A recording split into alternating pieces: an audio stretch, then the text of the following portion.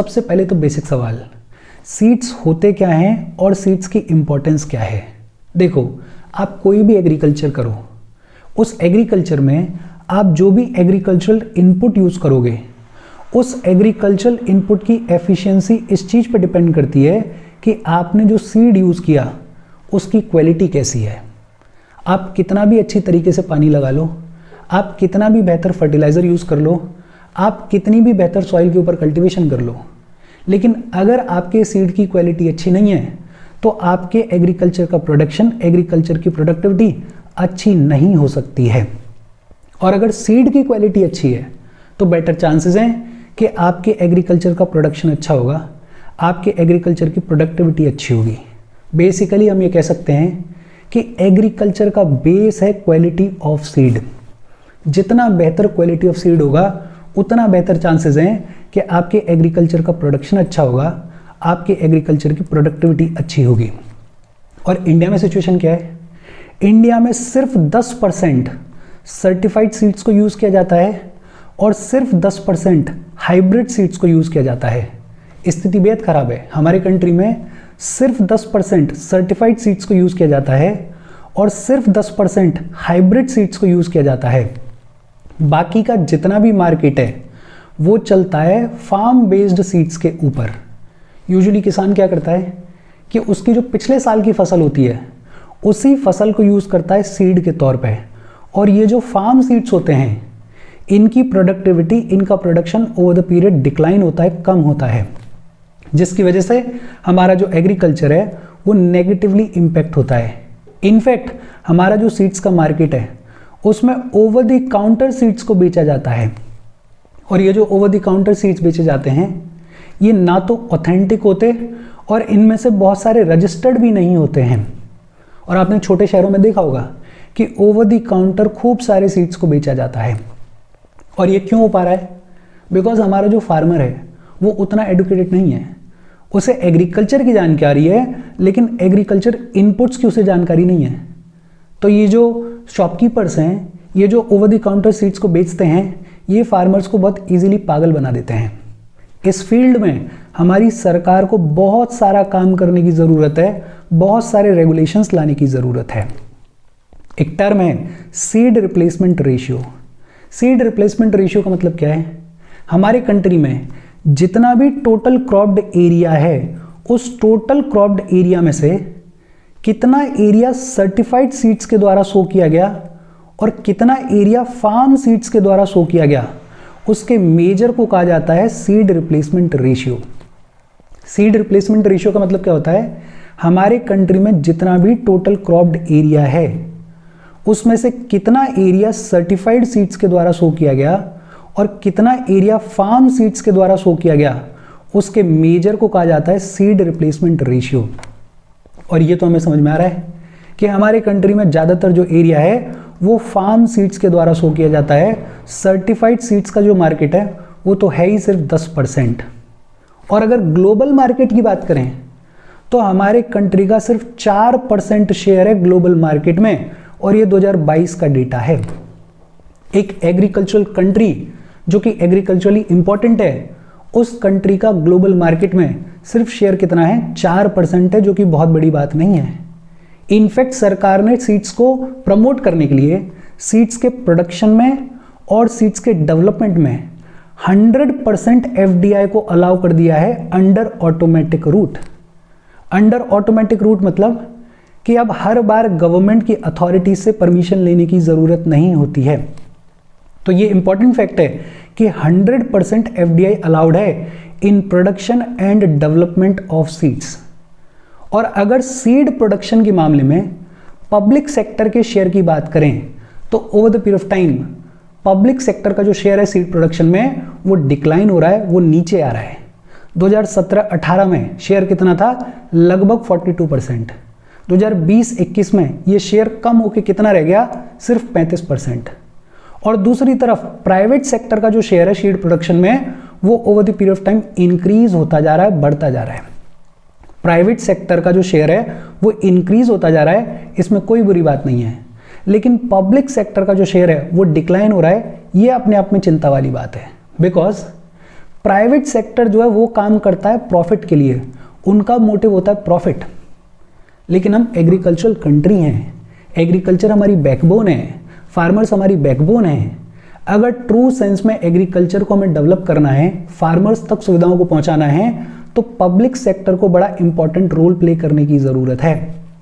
लेकिन उल्टा देखने को मिल रहा है कि सीड प्रोडक्शन के मामले में पब्लिक सेक्टर का जो शेयर है वो over the period of time decline हो रहा है। 2008 से इंडिया मेंबर है OECD सीड स्कीम का।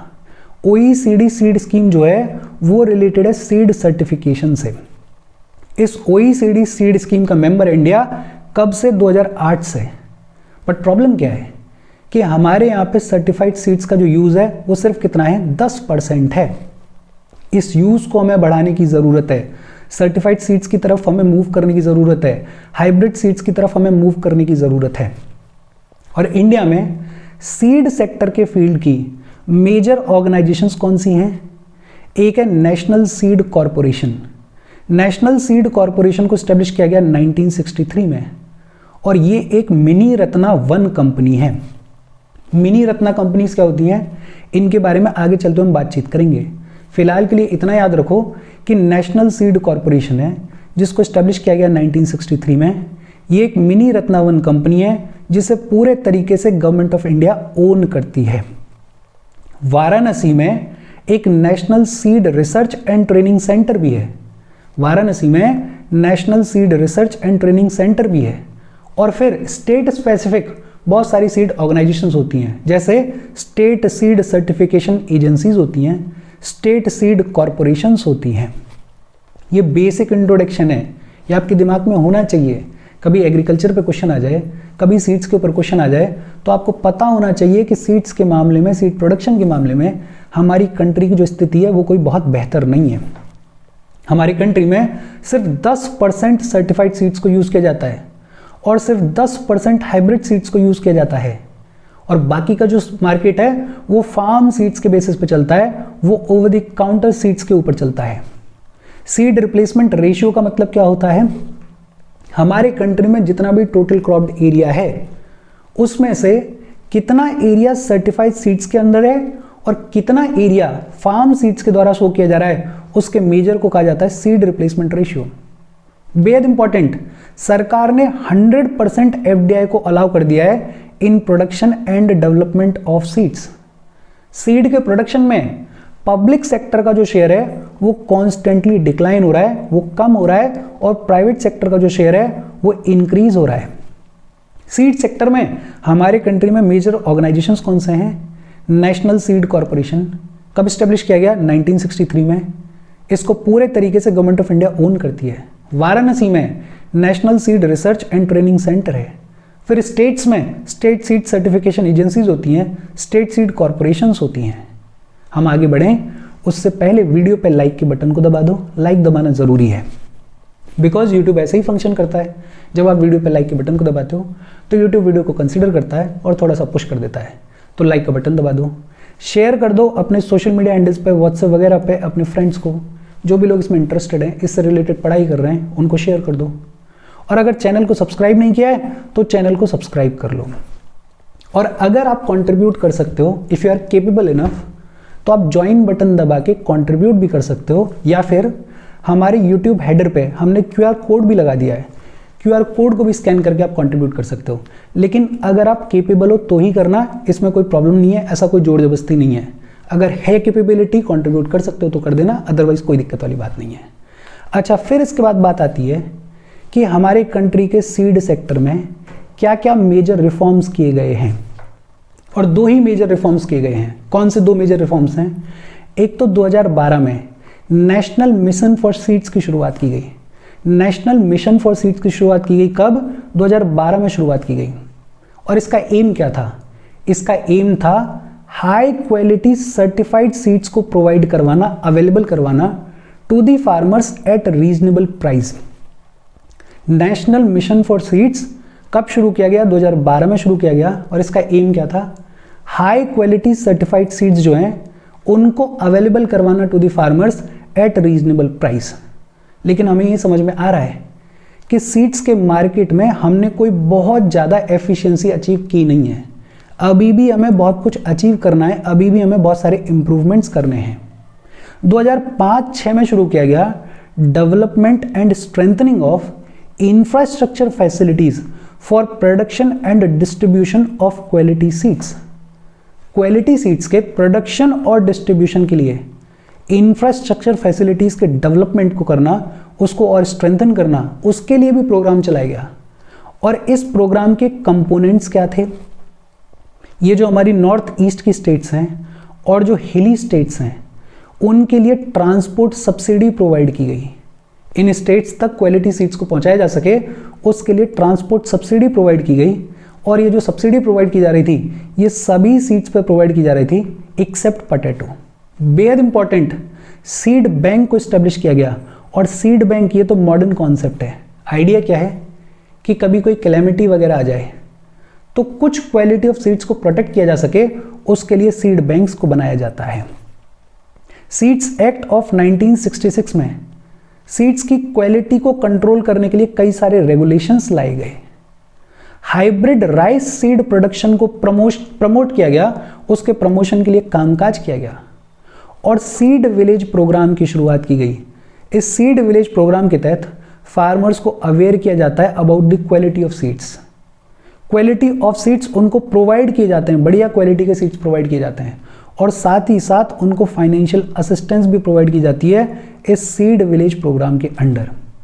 ये दोनों मेजर रिफॉर्म्स किए गए हमारे सीड सेक्टर में, लेकिन इसके बावजूद सीड्स के सेक्टर में हमारे कंट्री में और बहुत सारा काम करने की ज़रूरत है। बिकॉज अवेयरनेस भी नहीं है, अथॉरिटीज़ भी उतनी एक्टिव नहीं है। और अगर आप थोड़ा बहुत मार्केट में निकल के देखोगे, फार्मिंग की अगर आपको थोड़ा बहुत भी नॉलेज होगी, तो आपको ये चीज़ सामने दिख जाएंगी कि आज भी हमारे यहाँ पे ये जो फार्मिंग सेक्टर है, ये जो सीड प्रोडक्शन है, ये बेहद ज़्यादा अनरेगुलेटेड है और बहुत फ्रीली अनरेगुलेटेड फंक्शन करता है। लेकिन फिर भी लिखने के लिए दिमाग में रखो कि 2012 में नेशनल मिशन फॉर सीड्स की शुरुआत की गई और 2005-6 में development and strengthening of infrastructure facilities for production and distribution of quality seeds की शुरुआत की गई। अब सवाल आता है कि हमारे सीड सेक्टर के सामने चैलेंजेस क्या क्या हैं। सबसे बड़ा चैलेंज तो ये है कि क्वालिटी सीड्स की अवेयरनेस ही नहीं है। कौन सा सीड बढ़िया है, कौन सा सीड खराब है, इसकी अवेयरनेस ही नहीं है हमारे फार्मर्स के बीच में। उनको बेचारों को टेक्निकलिटीज नहीं पता है। उनको तो दुकानदार जो बोल देता है वही बढ़िया सीड है। तो क्वालिटी सीड्स की हमारे यहाँ पे अवेयरनेस नहीं है और इस फील्ड में सरकार को बहुत ज़्यादा काम करने की ज़रूरत है, अवेयरनेस फैलाने की ज़रूरत है। और उससे भी बड़ी प्रॉब्लम क्या है कि इन एप्रोप्रिएट क्वालिटी के जो सीड्स हैं वो बेहद इजीली अवेलेबल हैं। क्वालिटी सीड्स की अवेलेबिलिटी भी नहीं है और उनके बारे में अवेयरनेस भी नहीं है। और जो इन एप्रोप्रिएट क्वालिटी के सीड्स हैं वो बहुत इजीली अवेलेबल हैं। कुछ प्राइवेट कंपनीज हैं जिनकी मोनोपोली है।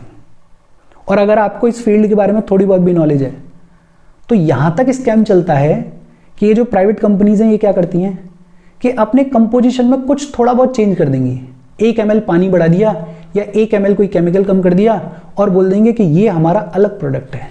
इस हद तक स्कैम चल रहा है। तो प्राइवेट कंपनीज की मोनोपोली भी है, इसको भी रेगुलेट करने की बहुत ज़्यादा ज़रूरत है। उससे भी बड़ा प्रॉब्लम जीएम क्रॉप्स हैं, जीएम सीड्स हैं, इनके ऊपर क्लैरिटी नहीं है, इनके ऊपर खूब सारा डिबेट है, डिस्कशन है। एक आर्ग्यूमेंट ये है कि जीएम क्रॉप्स के थ्रू प्रोडक्शन को बढ़ाया जा सकता है, प्रोडक्टिविटी को बढ़ाया जा सकता है और बहुत सारी चीज़ें बेहतर हो सकती हैं। लेकिन दूसरा फिर इशू ये भी है कि बायो सेफ्टी के सवाल हैं, हेल्थ कंसर्न्स हैं और वहाँ पे सिर्फ फार्मर्स ही नहीं, बड़े बड़े रिसर्चर्स के बीच में डिबेट है कि क्या हमें जीएम क्रॉप्स को अडॉप्ट करना चाहिए या नहीं करना चाहिए, क्या हमें जीएम सीड्स को अडॉप्ट करना चाहिए या नहीं करना चाहिए। तो इन दोनों के ऊपर लैक ऑफ क्लैरिटी है। सीड्स एक्ट ऑफ 1966, इसमें बहुत डेस्परेटली ज़रूरत है कि हम कई सारे अमेंडमेंट्स लेकर आएँ, कई सारे बदलाव लेके आएँ। बिकॉज 1966 का एक्ट है और हम आ गए हैं 2025 में। एग्रीकल्चर भी बदल गया है और दुनिया भी बदल गई है, रेगुलेशन के तौर तरीके भी बदल गए हैं, तो इसमें अमेंडमेंट्स करने की ज़रूरत है। चैलेंजेस क्या हैं एक बार फिर से देख लेते हैं। एक तो क्वालिटी सीड्स की अवेलेबिलिटी भी नहीं है और अवेयरनेस भी नहीं है। दूसरा, इन एप्रोप्रिएट क्वालिटी वाले जो सीड्स हैं वो बहुत इजीली अवेलेबल हैं। प्राइवेट कंपनीज की मोनोपोली है, जीएम क्रॉप्स और जीएम सीड्स के ऊपर क्लैरिटी नहीं है, और सीड्स एक्ट ऑफ 1966 में कई सारे अमेंडमेंट्स करने की ज़रूरत है। अच्छा, सीड्स से रिलेटेड ये जो बातचीत है होपफुली आपको समझ में आई होगी, आपको समझ में आनी चाहिए, बिकॉज जब आप कोई एग्रीकल्चर पे आंसर लिखोगे तो ये छोटी छोटी चीज़ें बड़ा मैटर करती हैं, आपके आंसर को एनहेंस करने में बड़ा इंपॉर्टेंट रोल है इनका।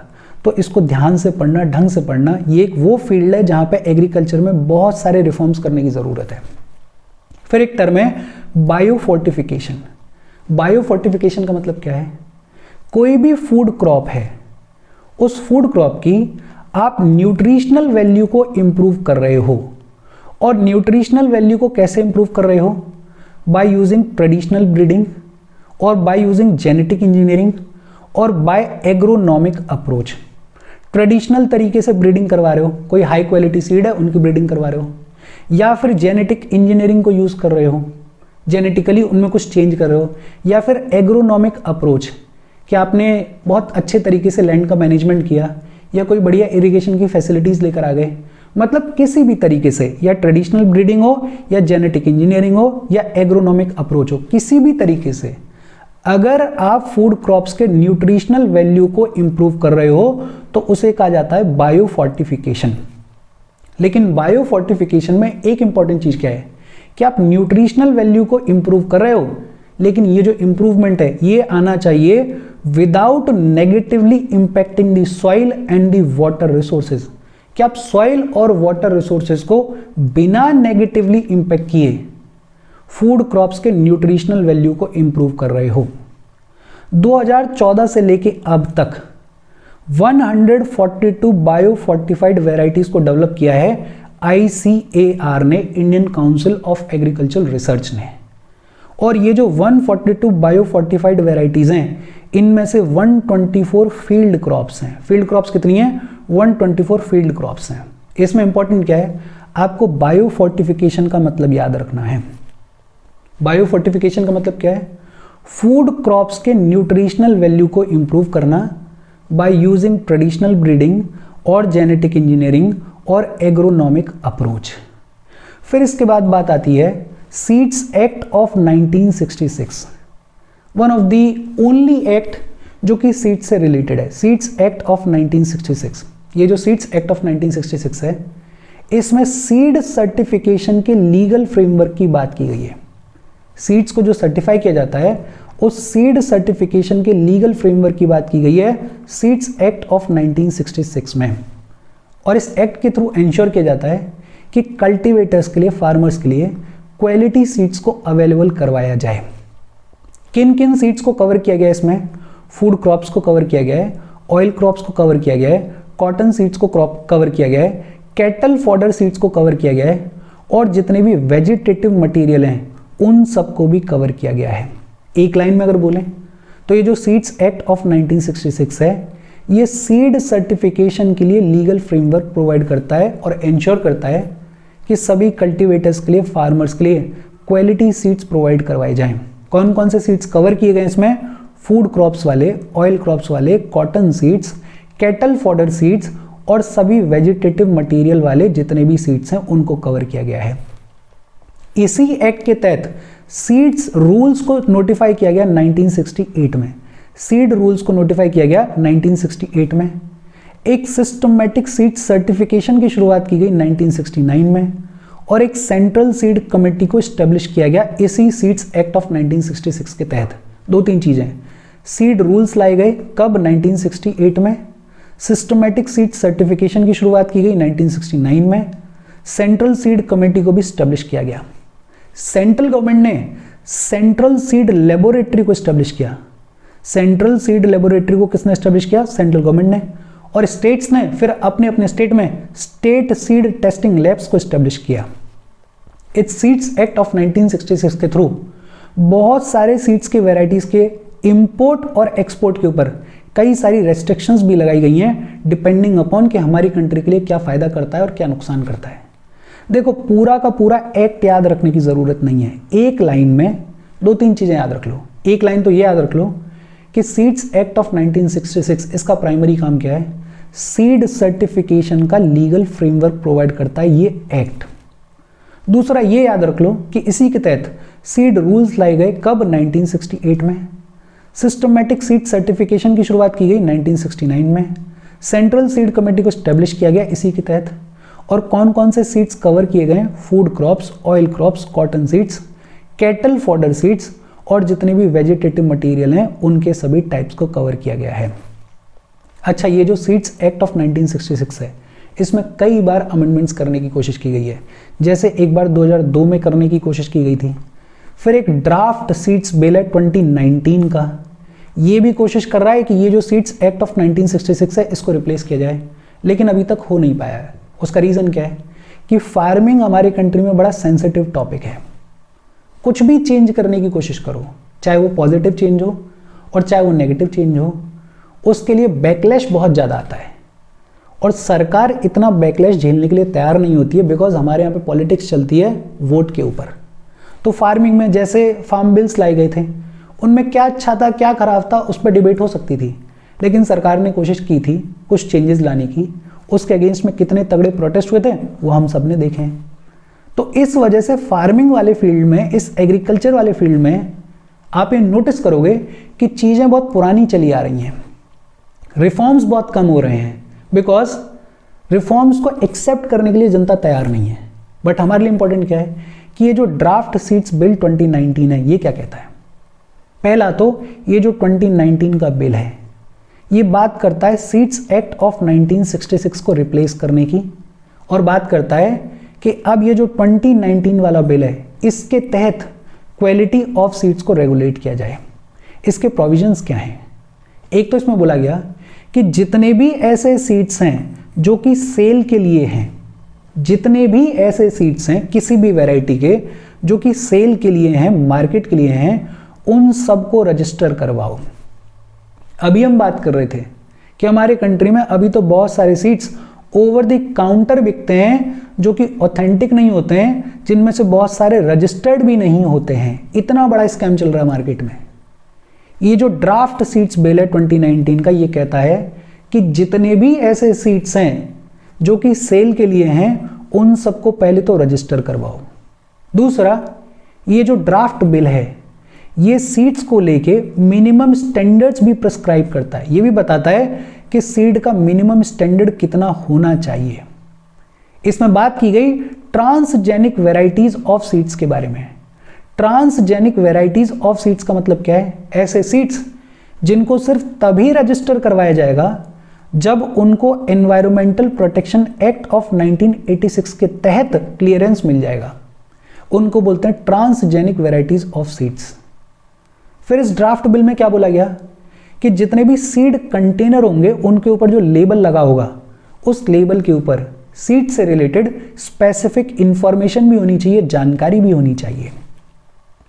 ये जो ड्राफ्ट सीड्स बिल है 2019 का, ये फार्मर्स को एग्जेम्पशन देता है। ये बोलता है कि फार्मर्स अगर अपने खुद के सीड को सो कर रहे हैं या आपस में एक दूसरे को सीड को बेच रहे हैं, जैसे गांव में दो फार्मर्स हैं उन्होंने अपना सीड एक दूसरे को बेचा या एक्सचेंज कर रहे हैं, तो इनके ऊपर रजिस्ट्रेशन की कोई भी कंडीशन नहीं लगेगी, इनको रजिस्टर नहीं करवाना पड़ेगा।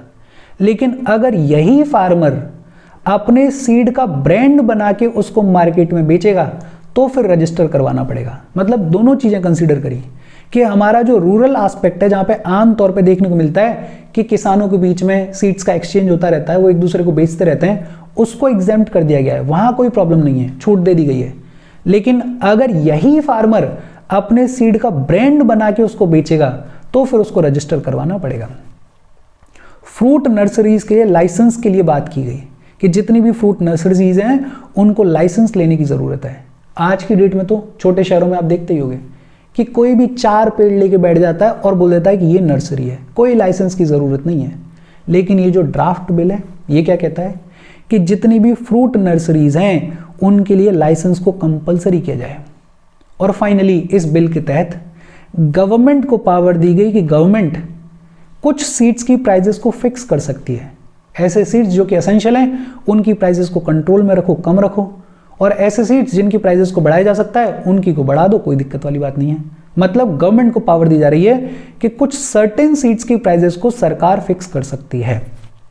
लेकिन ध्यान रखना, ये ड्राफ्ट है, एक्ट नहीं बना है, बट इसकी इंपॉर्टेंस है। इंपॉर्टेंस क्या है कि कभी अगर सीड्स के ऊपर सवाल आ जाए, कभी अगर एग्रीकल्चर के ऊपर सवाल आ जाए, तो आप बता सकते हो कि ये भी एक रास्ता है, इसको हम इंप्लीमेंट कर सकते हैं और बढ़िया रास्ता है।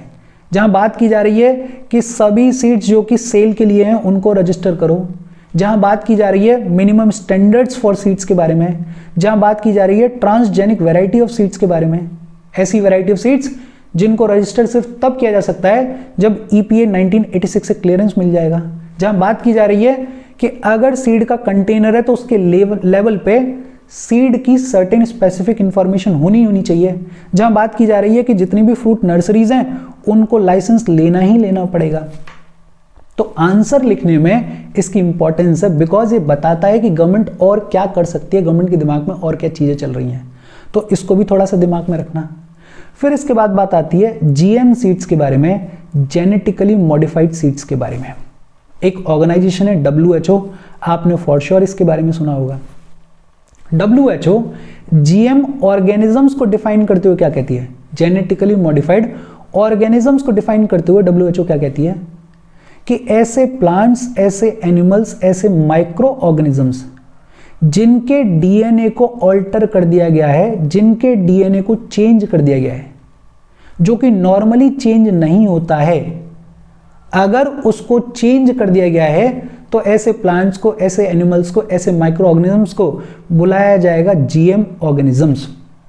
और ये जो DNA है इसको कैसे ऑल्टर किया जाता है, इसको ऑल्टर किया जाता है बाय मॉडर्न बायोटेक्नोलॉजी, इसको ऑल्टर किया जाता है बाय जीन टेक्नोलॉजी। तो WHO जेनेटिकली मॉडिफाइड ऑर्गेनिजम्स को डिफाइन करते हुए क्या कहती है कि ऐसे प्लांट्स, ऐसे एनिमल्स, ऐसे माइक्रो ऑर्गेनिजम्स जिनके DNA को ऑल्टर कर दिया गया है, चेंज कर दिया गया है, DNA जो कि नॉर्मली चेंज नहीं होता है उसको ऑल्टर कर दिया गया है, चेंज कर दिया गया है, तो जो ऑर्गेनिजम्स बनेंगे उनको बोलेंगे GM ऑर्गेनिजम्स। और ये जो DNA ऑल्टर किया जाएगा, चेंज किया जाएगा, ये कैसे किया जाएगा, बाय मॉडर्न बायोटेक्नोलॉजी। कैसे चेंज किया जाएगा, बाय जीन टेक्नोलॉजी। अच्छा, प्लांट्स के अंदर जेनेटिक मॉडिफिकेशन कैसे होता है, प्लांट्स के अंदर जेनेटिक मॉडिफिकेशन कैसे होता है। एक तो प्लांट का अपना खुद का जीन होता है, कोई भी पेड़ है उसका खुद का अपना जीन होता है।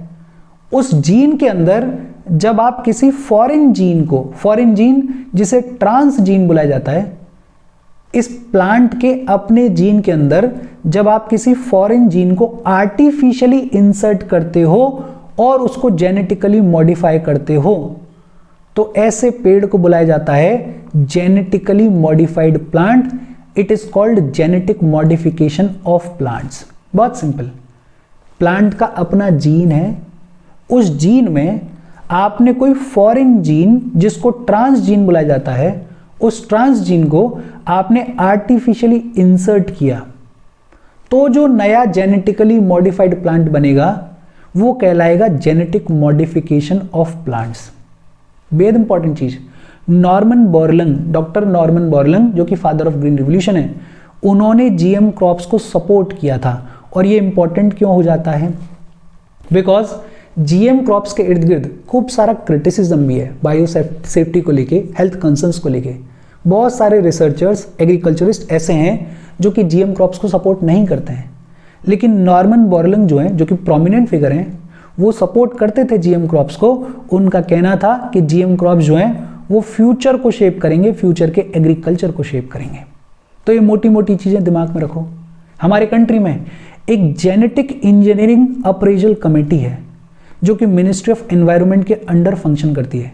जेनेटिक इंजीनियरिंग अप्रेजल कमेटी, ये एक स्टैट्यूटरी बॉडी है for GM crops. GM crops के लिए स्टैट्यूटरी बॉडी कौन सी हमारी कंट्री में, जेनेटिक इंजीनियरिंग अप्रेजल कमेटी, जो कि मिनिस्ट्री ऑफ एनवायरनमेंट के अंडर फंक्शन करती है। और अगर किसी भी स्टेट में GM क्रॉप्स का फील्ड ट्रायल अगर करना है तो उस स्टेट से पहले NOC लेना पड़ता है। तो कंट्री स्पेसिफिक अगर बात करें तो दिमाग में क्या रखना है कि GM क्रॉप्स को लेके हमारी कंट्री में एक स्टैट्यूटरी बॉडी है genetic engineering appraisal committee, GEAC, जो कि मिनिस्ट्री ऑफ एनवायरनमेंट के अंडर फंक्शन करती है। और अगर किसी भी स्टेट में आपको जीएम क्रॉप्स का फील्ड ट्रायल करना है तो उस स्टेट से आपको एनओसी लेना पड़ता है। अच्छा, हमारे कंट्री में बीटी कॉटन इकलौती ऐसी जेनेटिकली मॉडिफाइड क्रॉप है जो कि अलाउड है। बीटी कॉटन को अलाउ किया गया था साल 2002 में। बीटी कॉटन हमारे कंट्री की इकलौती जीएम क्रॉप है जो कि अलाउड है, जिसका कल्टीवेशन होता है। कब अलाउ किया गया था इसको? 2002 में अलाउ किया गया था। लेकिन जब भी जेनेटिकली मॉडिफाइड क्रॉप्स की बात होती है तो बायो सेफ्टी के कंसर्न्स उन पर सवाल उठता है, हेल्थ कंसर्न्स उनके लिए सवाल उठता है। लेकिन हाँ, बीटी कॉटन का कल्टीवेशन हमारे कंट्री में अलाउड है। 2016 में लाया गया था जीएम मस्टर्ड को। जीएम मस्टर्ड को बुलाया जाता है धारा mustard hybrid 11, DMH11 GM mustard. ये जो जीएम मस्टर्ड है इसको जीईएसी ने, जेनेटिक इंजीनियरिंग अप्रेजल कमेटी ने फील्ड ट्रायल्स के लिए क्लियर कर दिया था 2016 में, और 2022 में जीईएसी ने इसको पूरे तरीके से क्लियरेंस दे दिया था। लेकिन इसको भी सुप्रीम कोर्ट में चैलेंज कर दिया गया है। 2016 में जीएम मस्टर्ड को, या जिसको बुलाया जाता है धारा मस्टर्ड हाइब्रिड 11, इसको फील्ड ट्रायल्स के लिए जीईएसी ने क्लियर कर दिया था। 2022 में इसको पूरे तरीके से क्लियरेंस दे दिया गया, लेकिन इसके क्लियरेंस को भी सुप्रीम कोर्ट में चैलेंज कर दिया गया है। और चैलेंज करने के पीछे रीजन क्या है? वही बायो सेफ्टी कंसर्न, वही हेल्थ कंसर्न्स। इनफैक्ट जो क्रिटिक्स हैं वो ये कहते हैं कि हमें हाइब्रिड सीड्स की तरफ मूव करना चाहिए, जेनेटिकली मॉडिफाइड सीड्स की तरफ, जेनेटिकली मॉडिफाइड क्रॉप्स की तरफ हमें मूव नहीं करना चाहिए, बिकॉज इनके हेल्थ कंसर्न्स हो सकते हैं। कनाडा जो है वो लार्जेस्ट जीएम मस्टर्ड प्रोड्यूसर है। Canada is the largest GM mustard producer. In fact GEAC ने 2007 में ये कहा था कि हमें बीटी ब्रिंजल को भी यूज करना चाहिए, कमर्शियल यूज के लिए बीटी ब्रिंजल को यूज करना चाहिए। लेकिन इसके यूज को भी सरकार ने ब्लॉक कर दिया, खुद सरकार ने ब्लॉक कर दिया 2010 में। तो हमें ये देखने को मिल रहा है कि जीईएसी कोशिश कर रही है कि ये जो जीएम क्रॉप्स हैं इनको प्रमोट किया जाए, लेकिन वेरियस रीजंस की वजह से, जिनमें प्राइमरी रीजन क्या है? हेल्थ कंसर्न्स, जिनमें प्राइमरी रीजन क्या है? बायो सेफ्टी कंसर्न्स, उनकी वजह से हमारे कंट्री में अभी भी जीएम क्रॉप्स जो हैं वो बहुत ज़्यादा कल्टीवेट होते ही नहीं है। बहुत ज़्यादा क्या, ना के बराबर कल्टीवेशन होता है उनका। 2-3 चीज़ें याद रखो। एक तो जीएम क्रॉप्स को लेकर स्टैट्यूटरी बॉडी कौन सी हमारे कंट्री में? जेनेटिक इंजीनियरिंग अप्रेजल कमेटी, जो कि फंक्शन करती है मिनिस्ट्री ऑफ एनवायरनमेंट के अंडर। बीटी कॉटन इकलौता ऐसा जीएम क्रॉप है जो कि हमारे कंट्री में कल्टीवेट किया जाता है। कब अलाउ किया गया इसको? 2002 में अलाउ किया गया। 2016 में जीएम मस्टर्ड को या DMH11 को जीईएसी ने फील्ड ट्रायल्स के लिए अलाउ कर दिया। 2022 में इसको पूरा क्लियरेंस दे दिया गया, लेकिन इसको भी सुप्रीम कोर्ट में चैलेंज कर दिया गया है। कनाडा लार्जेस्ट जीएम मस्टर्ड का प्रोड्यूसर है। जीईएसी ने 2007 में इनफैक्ट बोला था कि हमें बीटी ब्रिंजल को कमर्शियल यूज के लिए कल्टीवेट करना चाहिए, लेकिन खुद सरकार ने इसको 2010 में ब्लॉक कर दिया। अच्छा, हमारा जो एनवायरमेंटल प्रोटेक्शन एक्ट ऑफ 1986 है वो ये कहता है कि ऐसे जीएम क्रॉप्स जिनको सरकार ने अप्रूव नहीं किया है, अगर उनका कल्टीवेशन कोई भी करता है तो उसको 5 साल तक की सजा हो सकती है और 1 लाख रुपए तक का फाइन लगाया जा सकता है। एनवायरमेंटल प्रोटेक्शन एक्ट ऑफ 1986 क्या कहता है कि ऐसे जीएम क्रॉप्स जिनको सरकार ने अप्रूव नहीं किया है, अगर कोई उनका कल्टीवेशन करता है तो उसको 5 साल तक की सजा और 1 लाख रुपए तक का फाइन देना पड़ सकता है। अगर जीएम क्रॉप के कल्टीवेशन की बात करें तो सबसे ज़्यादा area under GM crop cultivation कहाँ पर है? यूनाइटेड स्टेट्स ऑफ अमेरिका में है। दूसरा कहाँ पर है? ब्राज़ील में है। तीसरा कहाँ पर है? अर्जेंटीना में है। ब्राज़ील और अर्जेंटीना दोनों ही साउथ अमेरिका में है। और चौथा कहाँ पर है? चाइना में है। और फिर उसके बाद बात आती है इंडिया की। तो largest area under GM crop cultivation कहाँ पर है? यूएसए में है। दूसरे नंबर पर ब्राज़ील है, तीसरे पर अर्जेंटीना है और चौथे पर चाइना है। इनफैक्ट एक बायोटेक्नोलॉजी रेगुलेटरी अथॉरिटी बिल है जो कि हमारे पार्लियामेंट में पेंडिंग है 2008 से। तो आप समझ सकते हो कि एग्रीकल्चरल रिफॉर्म्स के मामले में हमारी सरकारों की कितनी लैकलस्टरस अप्रोच है, कितनी स्लो अप्रोच है। बिकॉज इतना सेंसिटिव टॉपिक है कि कोई भी सरकार रिस्क लेने को तैयार होती ही नहीं है। कोई चेंज नहीं हो रहा है, सब जैसे वैसे ही चल रहा है। जो भी फ्लड इरिगेशन पुराने टाइम का ट्रेडिशनल इरिगेशन है उसी के हिसाब से इरिगेशन हो रहा है। जो भी पुराने सीड्स हैं उसी हिसाब से सीड्स चल रहे हैं। जो भी पुराना कल्टीवेशन का मेथड है वही कल्टीवेशन का मेथड चल रहा है। हाँ, मशीनरी में चेंजेस आ रहे हैं, बाकी रेगुलेशन के मामले में, रेगुलेट करने के मामले में और मार्केट को एक्सपेंड करने के मामले में बड़ा ही धीमा काम है हमारी सरकार का। और ये जेन्युइन बात है कि सरकार को इस फील्ड में और बहुत सारा काम करने की ज़रूरत है। और सबसे पहले अगर सरकार शुरू करना चाहती है तो अवेयरनेस के साथ में शुरू करना चाहिए सरकार को। अब एक सवाल ये आता है कि जीएम क्रॉप्स के एडवांटेजेस क्या हैं और डिसएडवांटेजेस क्या हैं। सबसे पहले हम बात करेंगे एडवांटेजेस के बारे में। देखो, एडवांटेजेस तो हमें साफ साफ दिखते हैं। जेनेटिकली मॉडिफाइड क्रॉप्स हैं, जेनेटिकली मॉडिफाइड हैं तो मॉडिफाई क्यों करेंगे? अपने फायदे के लिए करेंगे। फायदा क्या हो सकता है कि एक तो ये जो जीएम क्रॉप्स होती हैं इनकी यील्ड हाई होती है, पैदावार इनकी ज़्यादा होती है। और अगर पैदावार ज़्यादा होगी तो हम फूड सिक्योरिटी को इंश्योर कर पाएंगे। जेनेटिकली मॉडिफाइड है तो मॉडिफाई कुछ इस तरीके से किया जाता है कि हमारी जो फार्म कॉस्ट है वो रिड्यूस हो जाती है। रिड्यूस क्यों जाती है? क्योंकि इनमें कम इनपुट देना पड़ता है, कम फर्टिलाइजर्स देने पड़ेंगे, कम पानी देना पड़ेगा, कम पेस्टिसाइड्स यूज करने पड़ेंगे। तो फार्म की जो कॉस्ट है वो रिड्यूस हो जाती है और प्रॉफिट ऑटोमेटिकली इंक्रीज हो जाता है। वेदर एक्सट्रीम्स को ये सस्टेन कर सकते हैं। बहुत ज़्यादा गर्मी हो या बहुत ज़्यादा ठंड हो, उन एक्सट्रीम्स को भी ये जो जीएम क्रॉप्स हैं सर्वाइव कर सकते हैं, सस्टेन कर सकते हैं। इसीलिए तो इनको जेनेटिकली मॉडिफाई किया जाता है। पेस्टिसाइड्स का जो यूज़ है वो ऑटोमेटिकली डिक्रीज हो जाता है। बिकॉज जेनेटिकली मॉडिफाई कर रहे हैं तो इतना तो ध्यान रखेंगे कि कल को पेस्टिसाइड्स की ज़रूरत ना पड़े, कल को इनमें बहुत इजीली कोई डिजीज़ ना हो, कोई बीमारी ना हो। और जो मैच्योरेशन का टाइम है वो रिलेटिवली कम हो जाता है। मतलब जेनेटिकली मॉडिफाइड क्रॉप्स की जो फसल है वो थोड़ी जल्दी मैच्योर हो जाती है। तो फायदे तो मोटे मोटे हमें दिखाई दे ही रहे हैं कि यील्ड बढ़ जाती है, कॉस्ट कम हो जाती है, प्रॉफिट इंक्रीज हो जाता है, वेदर के एक्सट्रीम्स को ये झेल सकते हैं और ये जो पेस्टिसाइड्स का यूज़ है वो डिक्रीज हो जाता है, मैच्योर जल्दी हो जाते हैं। लेकिन डिसएडवांटेजेस भी कई सारे हैं और डिसएडवांटेजेस बड़े हैं। एक डिसएडवांटेज क्या है कि ये डर है कि कहीं ये जो जेनेटिकली मॉडिफाइड क्रॉप्स वाले फील्ड हैं वो दूसरे फील्ड्स को कंटेमिनेट ना कर दें थ्रू क्रॉस पॉलिनेशन।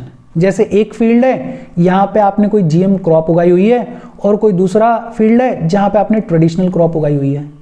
अब कहीं ऐसा ना हो जाए कि ये जो जीएम क्रॉप वाला फील्ड है ये इस दूसरे फील्ड को भी कंटेमिनेट कर दे और ये जो हमारी दूसरी फसल है ये पूरे तरीके से बर्बाद हो जाए।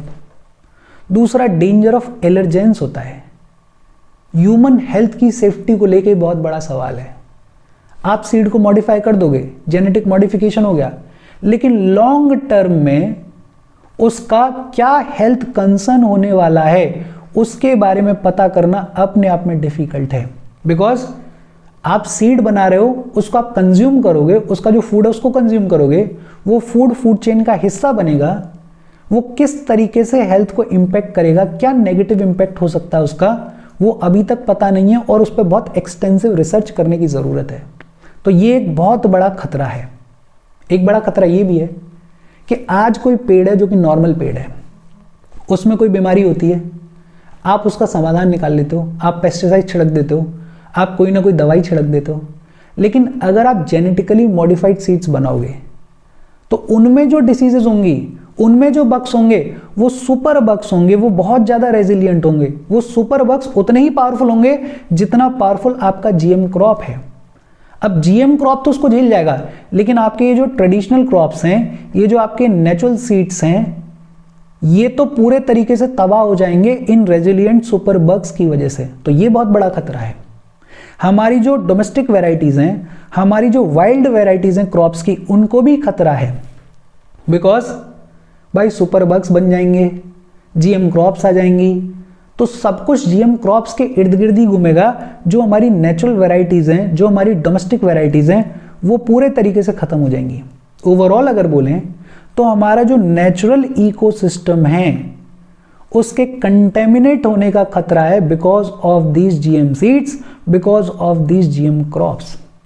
और नेचुरल इकोसिस्टम की इंपॉर्टेंस आपको समझ में आनी चाहिए, इतना एनवायरनमेंट तो आपने पढ़ा ही होगा। और इसके साथ सीड्स की बातचीत खत्म हो गई। देखो ये सेशन बेहद ईजी है लेकिन इंपॉर्टेंट बहुत है, बिकॉज एग्रीकल्चर में आप क्वेश्चंस देखो, मेंस के खासकर क्वेश्चंस देखो तो आपको समझ में आएगा कि ऐसे क्वेश्चंस आते हैं कि हर चीज़ के बारे में आप कुछ ना कुछ लिख सकते हो। आपको आइडिया होना चाहिए सीड्स के बारे में, आपको आइडिया होना चाहिए इरिगेशन के बारे में, आपको आइडिया होना चाहिए हॉर्टिकल्चर के बारे में, आपको कॉम्प्रिहेंसिव नॉलेज होनी चाहिए, तब आप एक बेहतर आंसर लिख पाओगे एग्रीकल्चर में। तो ढंग से पढ़ना, ध्यान से पढ़ना, और अगर कोई डाउट हो तो कमेंट करके पूछ लेना। Thank you very much.